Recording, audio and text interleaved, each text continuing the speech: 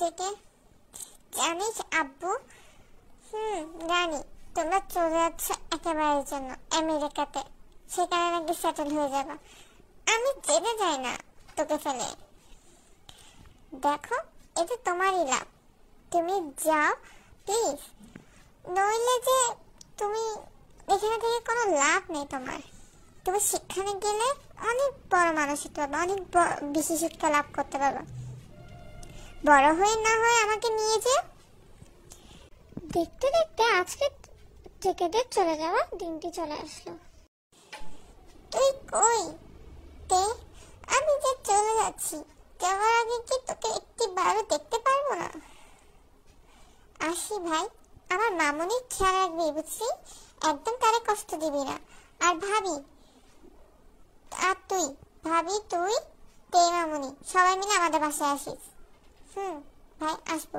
আর তোর মামুনির খেয়াল রাখার মানুষটা তো তোর সাথেই চলে যাচ্ছে। আমার কে খেয়াল রাখবে? বোন, তোমাকে ছাড়া কেমনে যে থাকবো আমি? আমি যে থাকতে পারবো না তোমার ছাড়া। আমিও যে তোমার ছাড়া থাকতে পারি না। আরেম আর কায় দুই ভাই, তারা জমজ। আয়ু হলো কায়ের ওয়াইফ এন্ড জিন হলো আরেমের ওয়াইফ। তে হলো কায়ের একমাত্র মেয়ে, আর জিন আর আরেমের একমাত্র ছেলে হলো তে। আই না প্লিজ, তোকে শেষবারে দেখবো না please, please I, please please. সেদিন সবাই চলে যায়। 8 বছর পর। আল্লাহ, এই বেশা রান্না কে করছে?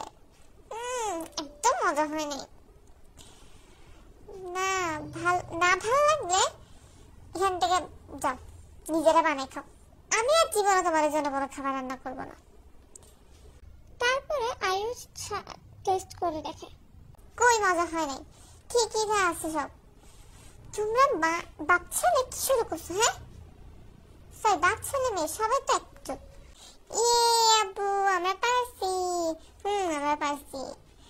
তার মানে তোমরা ইচ্ছা করে খাওয়াইছো আমাকে, না? আম্মু। ওকে, তাহলে আজকে সারাদিন তোমাদের খাওয়া বন্ধ। আমাকে না দিলে না দাও, আমার মেয়েকে দিতে হবে। আমি কি খাবার পাবো না? চুপ কর তুই। আমার মেয়েরে না দিলে তোরে কেন দিবে? আমার মেয়ে আগে খাবে, তারপর তুই খাবি। কেন আগে মেয়ে কেন খাবে? শুধু আমার ছেলে? হ্যাঁ, শুধু মেয়ে খাবে কেন? আমার ছেলেও খাবে। আমার ছেলে কি দোষ করছে? আমার থেকে তো মনে হয় আমরা আপন ভাই বোন না। ঠিক বলছিস। কই থেকে যে তুলে আনছে জানি না, তোরে আল্লাহ জানে। আমারে কেন তুলে আনতে যাবে? তোরে তুলে আনছে। ছোট পিচ্ছি মেয়েটি আজ বড় হয়ে গেছে। তার বয়স 18 বছর। সুগা তের ছোট ভাই, যার বয়স 4 বছর। যখন টেকেরা চলে যাচ্ছিল তখন সুগা অনেক ছোট ছিল, তাই সে তাদেরকেও চিনে না এবং কিছুই জানে না। আচ্ছা আম্মু, আমি যাচ্ছি কলেজে, বাই। দাঁড়া আপু, আমাকেও নিয়ে চল, আমাকে স্কুলে নামাই দিয়ে আসিস। আবারও? না, পারতাম না তোরে দিয়ে আসতে। তোর জ্বালায় আমারও লেট হয়ে যায়। আমার এমনি লেট হয়ে যাচ্ছে, আরো লেট হয়ে যাবে তোকে দিয়ে আসতে গেলে। আম্মু দেখো না। নিয়ে যা তোর ভাইরে, তে না হলে তোরে আমি। আচ্ছা। কিছুক্ষণ পর তেদের বাসায় কেউ আসে। ভাই তুই আসবি, আগে বলবি না? আপু তুমিও আমাকে কিছু না বলে চলে আসলে। বললি কি তোদের সারপ্রাইজ দেওয়া হতো? এটা কি আমাদের জিমিন নাকি? হ্যাঁ, এটা জিমিন। মাশাআল্লাহ, কত সুন্দর হয়ে গেছে মেয়েটার। জিমিন যে এত বড় হয়েছে গেছে আমি তো ভাবতেও পারিনি। আসসালামু আলাইকুম, আমি জিমিন।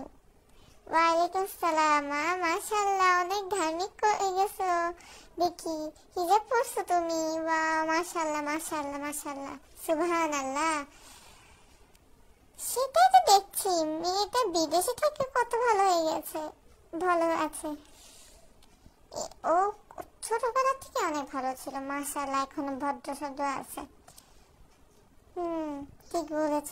আচ্ছা ভাবি, জেকে কই? তখনই সেখানে জেকে এন্ট্রি হয়।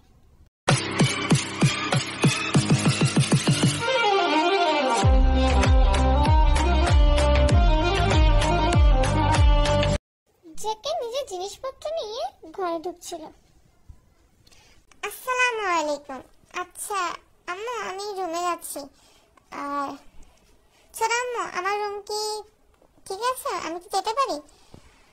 তোর রুম তুই যখন যাবি তখন যাবি। মনে আছে তো তোর রুম কোন দিকে? মনে আছে। জেকে সেখান থেকে চলে যায়। এভাবে বিকেল হয়ে যায়। রাস্তায় জেকে একটু হাঁটতে বেরিয়েছিল তার ছোটবেলার বন্ধুদের সাথে দেখা করতে। দোস্ত দেখ ছেলেটারে, চল ওরে জ্বালাই। কথাটি বলে লিসা। লিসা হলো তের বেস্ট ফ্রেন্ড। আপু না, এসব করিস না। আম্মু জানলে তোরে তো মারবে, আমারও আব্বু ঘর থেকে বের করে দিবে। ঠিক বলছো, এসবে পড়বো না, আমি যাচ্ছি বাসে। দুই ভাই বোনই ভয় পায়, সাহস দুই ভাই বোনে একদমই সাহস নেই। আমার অনেক সাহস হয়। কি বললি তুই? আমার সাহস নেই? আমার সাহস তো তোকে এখন দেখাতেই হবে। না আপু প্লিজ যাইস না। সত্য যা হয় বাসে দেখা যাবে। এখন আমি আমার সাহস দেখাই ছাড়বো। তিন সাহস দেখানোর জন্য জেকের দিকে এগোতে থাকে।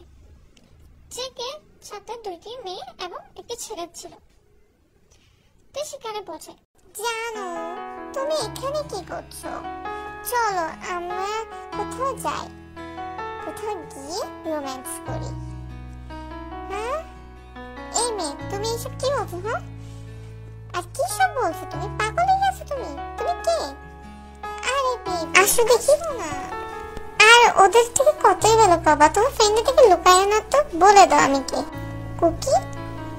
এটা কে রে? আমি কেমনে জানবো ভাই? আমি ও জিএফ লাগি। কি তুমি?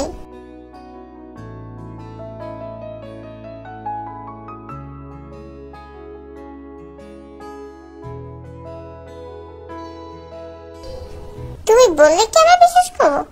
ও জিএফ কেন লাগো? এই কথাটি তখন বলা হচ্ছে যিশু নামে মেয়েটি যে ওখানে দাঁড়ানো ছিল। যিশুর পরে তখনই বলা তো যে হোক যে সেটাই তো। কেমনে ও জিএফ তুমি? হ্যাঁ আরে ও তো 6 মাস আগে আমাকে ওই যে ওইদিকে একটা পার্ক আছে না, ওখানে আমাকে প্রপোজ করছিল।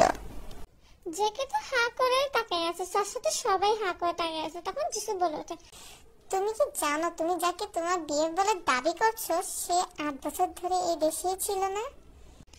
এই কথা শুনে তো তের মাথায় বাস পড়ার মতো। সে ভেবাচে গায়ে খেয়ে গেছে।